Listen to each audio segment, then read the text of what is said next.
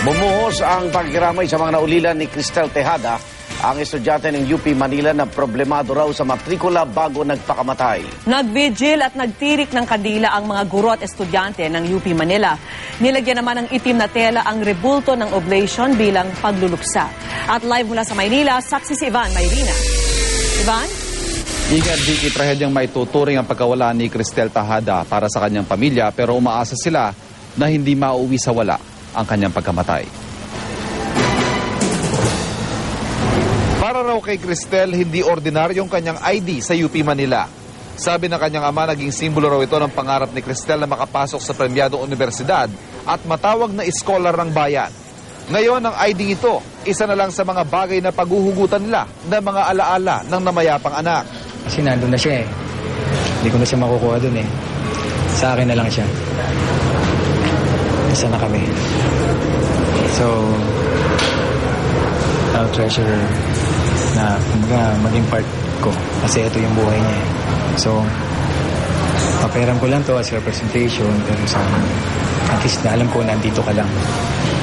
Buo pa tayo. Nang isuko ni Cristel ang ID kasabay ng pagsunod sa payo maghain ng leave of absence dahil sa di nabayarang halos 10,000 pisong matrikula para sa second SEM. Kasama ni Cristel ang kaklase ng high school at kapwa iskanyang si Shonel Rupa. Ipinaskan niya para ang ID bago ito isinuko sa universidad.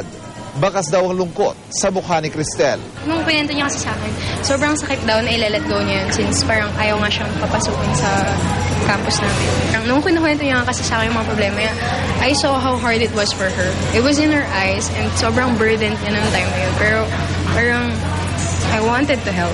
I really did. Pero hindi kinaya ng kita sa pagtataksi ng kanyang ama na masuportahan ang pag-aaral ni Cristel at 3 pa niyang kapatid. Sa pagkamatay ng anak, umaasa ang kanyang pamilya na marerebisa ang polisiya ng universidad para sa mga mag-aaral na tulad ni Cristel na matayog ang pangarap pero kapos sa oportunidad. Sa UP Manila nakasabit ang mga itim na laso. Ang rebulto ng oblation balot sa itim na tela, pagluluksa sa kamatayang tila ng uusisa sa karakter ng UP bilang pambansang universidad, lalo na ng mahihirap. Nagsagawa rin ng candlelight vigil ngayong gabi.